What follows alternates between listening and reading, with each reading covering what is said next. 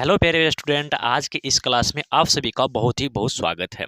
तो प्यारे स्टूडेंट, आज की इस क्लास में हम लोग देखने वाले हैं इकोनॉमिक्स यानी कि अर्थशास्त्र का जो आपका चैप्टर 2 है ना, कौन राज्य एवं राष्ट्रीय की आय, इसका भी ऑब्जेक्टिव प्रश्न आज के इस सेशन में हम लोग देखने वाले हैं। तो प्यारे बच्चों, आप सभी वीडियो को अंत तक बने रहेंगे और सारे ऑब्जेक्टिव क्वेश्चन अच्छे से याद कर लेंगे। हाँ यार, किसी भी ऑब्जेक्टिव क्वेश्चन का आंसर पता हो तो उसका कॉमेंट बॉक्स में आंसर आप सभी फेंक के जरूर देंगे प्यारे बच्चों।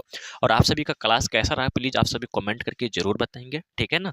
चलिए, तो प्यारे बच्चों, यहाँ पे क्वेश्चन नंबर 1 से मैं क्लास को शुरू करने जा रहा हूँ। क्वेश्चन नंबर 1 कि सकल घरेलू उत्पाद में किस क्षेत्र का योगदान सर्वाधिक रहा प्यारे बच्चों। देखिए 2025 में पूछा हुआ प्रश्न है। तो बताएंगे सकल घरेलू उत्पाद पे जो है ना सबसे अधिक क्षेत्र किसका योगदान रहा प्यारे बच्चों। तो वो हो जाएंगे आप सभी का तृतीयक क्षेत्र का। कौन हो जाएंगे ना, तो वो हो जाएंगे आप सभी का तृतीयक क्षेत्र का। तो ऑप्शन यहाँ से आपका सी राइट आंसर हो जाएंगे। दूसरा नंबर प्रश्न रहा प्यारे बच्चों कि इस निम्नलिखित में से जो है ना किस में जो है ना मूल्यह्रास का जो है ना मान शामिल नहीं है प्यारे बच्चों। ये भी 2025 में पूछा हुआ प्रश्न है।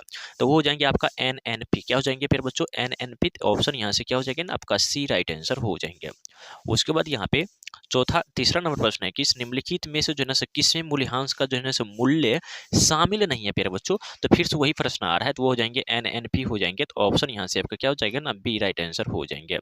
चलिए, अगला प्रश्न रहा प्यारे बच्चों, यहाँ पे 4 नंबर क्वेश्चन बोल रहा है कि 1949 में भारत सरकार द्वारा गठित राष्ट्रीय आय समिति के समिति के अध्यक्ष कौन थे प्यारे बच्चों। तो आप सभी बताएंगे और 4 का राइट आंसर हो जाएंगे आप सभी का पीसी। क्या, पीसी महालनोबिस। क्या हो जाएंगे फिर बच्चों, पीसी महालनोबिस, यानी कि ऑप्शन यहाँ से आपका ए इज द राइट आंसर हो जाएंगे। प्यारे बच्चों, सारे ऑब्जेक्टिव क्वेश्चन आप सभी अच्छे से याद कर लेंगे। चलिए, अगला प्रश्न की बढ़ते हैं। तो 5 नंबर क्वेश्चन है कि इस गरीबी रेखा निर्धारित हेतु कैलोरी मापदंड किसके सुझाव पर जो है से निर्धारित किया गया है प्यारे बच्चों। तो 5 का सही आंसर हो जाएंगे आप सभी को कौन, लर कौन, लकड़ावाला समिति। कौन, लकड़ावाला समिति, यानी कि ऑप्शन प्यारे बच्चों यहाँ से आपका बी राइट आंसर हो जाएंगे। चलिए, अगला प्रश्न बढ़ते हैं प्यारे बच्चों। बोल रहा है कि इस राष्ट्रीय आय को कुल जनसंख्या से भाग देने पर क्या प्राप्त होता है। 2025 में पूछा हुआ प्रश्न है। राष्ट्रीय आय को कुल जनसंख्या से भाग देने पर क्या प्राप्त होता है प्यारे बच्चों। तो आप सभी कहिएगा सर जी वो होता है प्रति व्यक्ति आय। क्या होता है ना, प्रति व्यक्ति आय होते हैं। तो ऑप्शन यहाँ से डी हो जाएंगे। आप सभी कमेंट बॉक्स में आंसर देते चलेंगे फटाफट आप सभी भी, ठीक है। चलिए, 7 नंबर क्वेश्चन है यहाँ पे। 7 नंबर क्वेश्चन देखेंगे और 7 नंबर क्वेश्चन है कि सन 2008 के 2008 से 9 के अनुसार जो है ना भारत की औसत प्रति व्यक्ति आय कितना है। 2014 में पूछा हुआ प्रश्न है। कह रहे हैं सन 2008 के जो है ना 8 से लेके 9 के अनुसार जो है भारत के प्रति व्यक्ति आय जो है ना वो कितना है प्यारे बच्चों। तो 7 का आंसर आप सभी को पता होना चाहिए, हो जाएंगे 25,494। कितना, तो 25,494। ऑप्शन यहाँ से आपका बी राइट आंसर हो जाएंगे। 8 नंबर प्रश्न है कि इसे स्वतंत्रता पूर्व भारतीय अर्थव्यवस्था थी। स्वतंत्रता पूर्व भारतीय अर्थव्यवस्था थी प्यारे बच्चों। तो 8 का राइट आंसर हो जाएंगे कृषि प्रधान। कौन हो जाएंगे ना, वो कृषि प्रधान हो जाएंगे। तो ऑप्शन यहाँ से आपका ए ई द राइट आंसर हो जाएंगे। 9 नंबर क्वेश्चन है कि फूट डालो और राज करो की नीति अपनाई थी 2020 में पूछा हुआ प्रश्न है। कह रहा है कि फूट डालो और राज करो की नीति कौन अपनाया था प्यारे बच्चों। तो आप सभी को याद होना चाहिए वो अंग्रेज था, जो जिसका था क्या, वो कौन सी नीति अपनाया था। तो फूट डालो और क्या करो, राज करो, ऐसा नीति अपनाया था। तो ऑप्शन यहाँ से ए राइट आंसर हो जाएंगे। उसके बाद यहाँ पे 10 नंबर क्वेश्चन है कि अर्थव्यवस्था के प्रकार होते हैं, यानी कि अर्थव्यवस्था के कितने प्रकार होते हैं प्यारे बच्चों। तो आप सभी याद होना चाहिए कौन, 3 प्रकार होते हैं, ठीक है ना। चलिए, ऑप्शन क्या हो जाएंगे, बी राइट आंसर हो जाएंगे। प्रथम, द्वितीय, तृतीय होते हैं, ठीक है। चलिए, 11 नंबर प्रश्न रहा प्यारे बच्चों यहाँ पर कि अंग्रेजों ने भारतीय अर्थव्यवस्था का क्या किया था। दोहन किया, शोषण किया या फिर इनमें से ए और सी किया। क्या किया था प्यारे बच्चों। तो आप सभी को याद होना चाहिए वो दोहन किया था, ठीक है। और उसके बाद क्या किया था, तो शोषण किया था, ठीक है। तो यहाँ क्या हो जाएगा फिर बच्चों, ऑप्शन यहाँ से आपका डी राइट आंसर हो जाएंगे, ठीक है। चलिए, बढ़ते हैं 12 नंबर प्रश्न। 12 नंबर प्रश्न है कि इस आज़ादी के बाद भारत में प्राथमिक क्षेत्र का योगदान है। बोल रहा है कि इस आज़ादी के बाद जो है ना भारत में प्राथमिक क्षेत्र का योगदान है प्यारे बच्चों। तो 12 का राइट आंसर आप सभी को याद रखना है, वो हो जाएंगे घटता गया। क्या हुआ गया, वो घटता गया। तो ऑप्शन यहाँ से सी राइट आंसर हो जाएंगे। चलिए, 13 नंबर प्रश्न है कि इस बिहार के किस जिले का प्रति व्यक्ति आय सर्वाधिक है। देखिए 2014 में पूछा हुआ है, 18 में पूछा हुआ है और 19 में पूछा हुआ है। काफी इंपोर्टेंट प्रश्न। बिहार के किस जिले का प्रति व्यक्ति आय सबसे ज्यादा अधिक है। तो वो जाएंगे फिर बच्चों पटना हो जाएंगे। तो ऑप्शन यहाँ से क्या हो जाएगा ना, ए इज द राइट आंसर हो जाएंगे।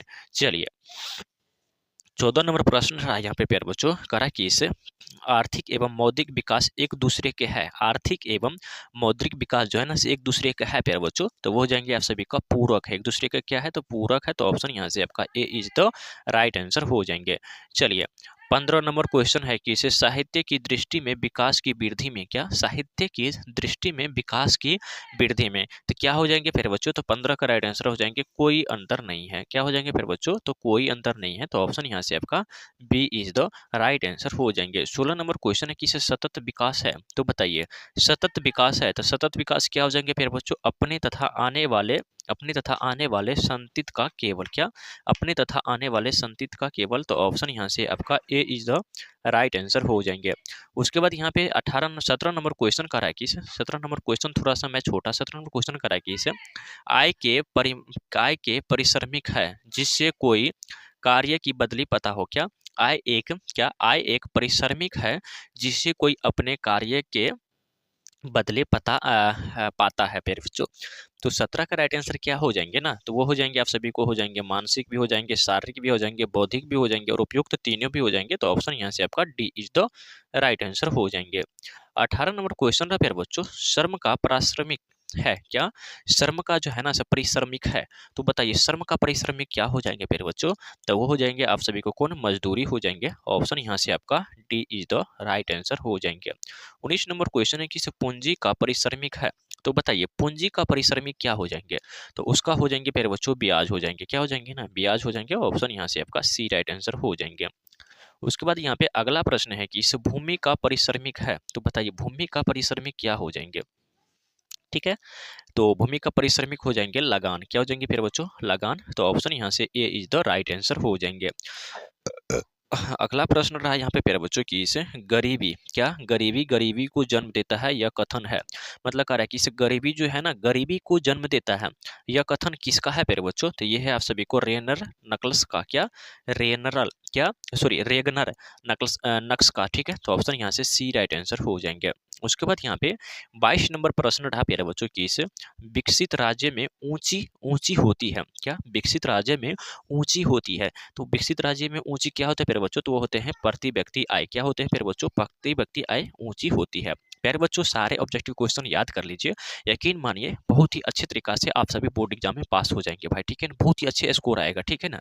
चलिए 23 नंबर क्वेश्चन है कि इसे राष्ट्रीय आय के अंतर्गत शामिल है, तो बताइए राष्ट्रीय आय के अंतर्गत जो है ना शामिल है प्यारे बच्चों, तो वो हो जाएंगे वस्तु एवं सेवाओं का मूल्य, क्या वस्तु एवं सेवाओं का मूल्य। ऑप्शन यहाँ से आपका B is the right answer हो जाएंगे। 24 नंबर क्वेश्चन है कि कुल उत्पादन एवं उत्पादन में किए गए खर्च का अंतर कहलाता है, तो 24 का राइट आंसर आप सभी को याद रखना है, वो हो जाएंगे शुद्ध, क्या वो हो जाएंगे शुद्ध राष्ट्रीय उत्पादन। ऑप्शन यहाँ से इसका D is the right answer हो जाएंगे। 25 नंबर प्रश्न रहा कि इस राष्ट्रीय आय समतुल्य होता है, राष्ट्रीय आय जो है ना समतुल्य होता है, तो कब होते हैं, तो क्या आप सभी को याद रखना है, वो होते हैं कब, उपभोग व्यय एवं विनिमय के योग, कब उपव्यय एवं विनिमय के योग। ऑप्शन यहाँ से आपका ए इज द राइट आंसर हो जाएंगे। तो प्यारे बच्चों यहाँ पे टोटल 25 ऑब्जेक्टिव क्वेश्चन आप सभी के बीच लाया गया था, जो कि काफी इंपोर्टेंट ऑब्जेक्टिव था प्यारे बच्चों, ठीक है ना। उम्मीद करते हैं आप सभी सारे ऑब्जेक्टिव क्वेश्चन अच्छे तरीका से याद हो गया होगा, या सारे ऑब्जेक्टिव क्वेश्चन अच्छे तरीका से समझ में आ गया होगा, ठीक है। तो आप सभी एक बार जल्दी से सेशन को लाइक कर देंगे, सारे ऑब्जेक्टिव क्वेश्चन अगर समझ गए तो, ठीक है ना।